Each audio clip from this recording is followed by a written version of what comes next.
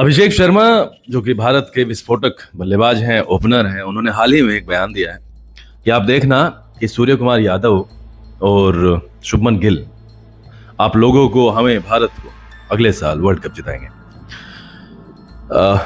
ये बात सच है कि भारतीय टीम बहुत मजबूत है।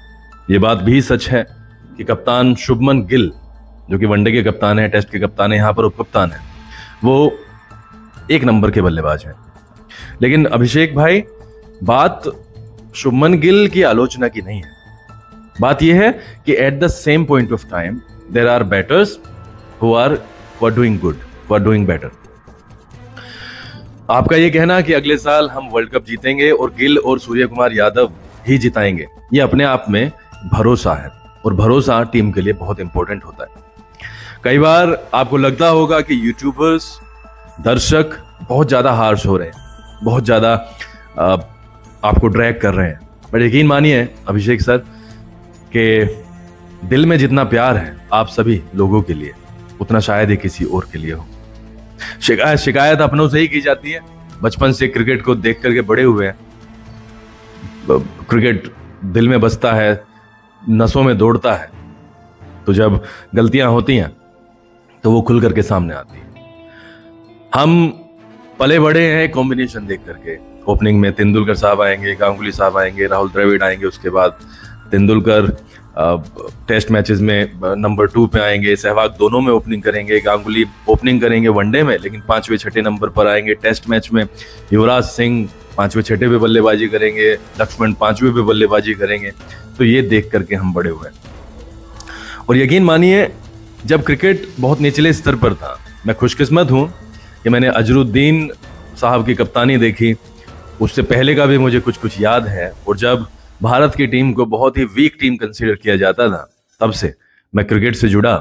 और यकीन मानिए, बिलीव मी, मैं अपने आप को सच में फॉर्चुनेट मानता हूं कि मुझे वो वाली चीजें याद हैं, और आप लोग ही युवा इसको इतनी ऊंचाई पर लेके गए हो कि जहां पर हम कह सकते हैं कि ऑस्ट्रेलिया भी हमारा बाल बांका नहीं कर सकता है।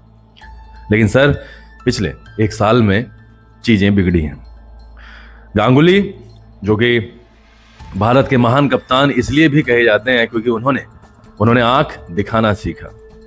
पहले के जमाने में आपको भी याद होगा और आपने सुना भी होगा, आप तो मुझसे कहीं ज्यादा, लाख गुना, करोड़ गुना बेहतर जानते हैं क्रिकेट टीम को, कि हमें दब्बू किस्म का माना जाता था।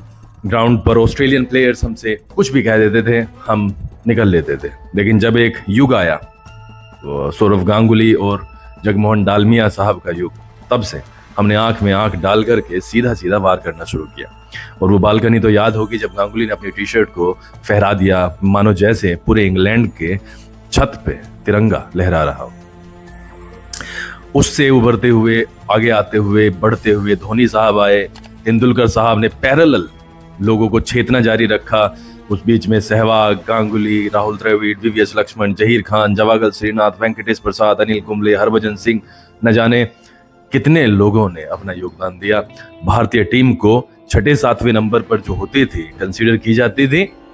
जिम्बाब्वे से जब मैच होता था तो लोग देखते थे और 50-50 चांसेस होते थे सर। 97, 8, 9 की बात कर रहा हूं मैं। और वहां पर एलिस्टर कैम्बल की जो टीम थी, वो कई बार भारत को पटखनी दे देती थी। आपको याद होगा हीथ स्ट्रीक, एंडी फ्लावर, नील जॉनसन। वहां उस स्पोर्ट से उभर के हम वर्ल्ड के चैंपियंस बने। गांगुली का योगदान इग्नोर नहीं किया जा सकता, लेकिन धोनी की शांत कप्तानी ने, धोनी की मतलब एक्स्ट्रा ऑर्डिनरी लीडरशिप ने भारत को नंबर 1 बनाया। उसके बाद कोहली और रवि शास्त्री के एरा ने दिखा दिया कि हम अब पीछे मुड़कर देखने वाले नहीं। लेकिन सर, पिछले एक साल में उसी कॉम्बिनेशन से बहुत तगड़े तरीके से छेड़छाड़ की गई है। जहां पर हम पिछले साल तक, 2 साल तक ये माने जाते थे कि भैया हम अपने घर में तो कम से कम अजय हैं, हम भारत से बाहर भी जाते थे तो जीतने के लिए खेलते थे। लेकिन आज हम घर में अगर क्लीन स्वीप हो रहे हैं तो कुछ ना कुछ तो गड़बड़ रही होगी। एक क्लीन स्वीप चल जाता है, लेकिन लगातार दूसरा क्लीन स्वीप, वो भी टेस्ट क्रिकेट में हो जाना, जबकि डोमेस्टिक आपका पावरफुल है। आईपीएल द लीडिंग, मैं कहूंगा the strongest leagues in cricket, उसके बावजूद अगर ये वाली चीजें हो जाना तो ये वास्तव में चिंता का विषय है। चिंता का विषय इसलिए भी है क्योंकि पैरेलल लेवल पर जायसवाल बहुत बढ़िया बल्लेबाजी कर रहे हैं, संजू सैमसन पे बहुत बड़ा क्वेश्चन मार्क है, ऋषभ पंत बाहर बैठे हुए हैं, इसके अलावा जितेश शर्मा खेल रहे हैं, मैं उसी चीज को कह रहा हूँ, सरफराज खान बहुत बढ़िया बल्लेबाजी कर रहे हैं। तो ये क्वेश्चन मार्क्स हैं व्हाई गिल देयर, और इसी के कारण ये क्वेश्चंस आ रहे हैं। ये कोई पर्सनल क्वेश्चंस नहीं है सर, ये पर्सनल ड्रैगिंग नहीं है सर, ये सिर्फ क्रिकेट को ध्यान में रखते हुए ड्रैगिंग की जा रही है। ये सिर्फ आपको दिखाया जा रहा है आईना कि ये वाली चीजें ठीक हो सकती है। आपका कहना बिल्कुल ठीक है, मैं इससे भाग नहीं रहा हूं, लेकिन सर आपको भी जानना होगा कि अगर आप 15 मैच गिल साहब को खिला रहे हैं, अगर 15 मैच आप सैमसन को खिला देंगे तो अंतर स्पष्ट हो जाएगा। अगर 15 ही मैच का बैकअप आप जायसवाल को दे देंगे तो अंतर स्पष्ट हो जाएगा। हर कोई वर्ल्ड कप जीतना चाहता है सर, हमारे सभी के ख्वाब रहे हैं कि हम वर्ल्ड चैंपियंस बने, वर्ल्ड कप जीतें, लेकिन जो चीज़ें हो रही हैं, कभी किसी को वन डाउन भेजा जाता है, फिर उसी को 7वें नंबर पर 6ठे नंबर पर उतार दिया जाता है।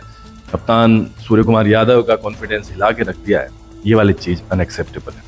उम्मीद है कि आप शायद इसके बारे में सोच रहे होंगे और आपके पास में कंक्रीट सॉल्यूशंस होंगे इसके, लेकिन हाल फिलहाल तो चीज़ें दिखाई नहीं दे रही। मैं अभी सबसे यही पूछना चाहता हूँ जो भी मुझे सुनते हैं कि आपका इस बारे में क्या विचार है, वीडियोज़ में जो मैंने बात कही है कि आप उससे सहमत हैं या नहीं है, आप कमेंट बॉक्स में जरूर मुझे बताएं। बहुत बहुत धन्यवाद।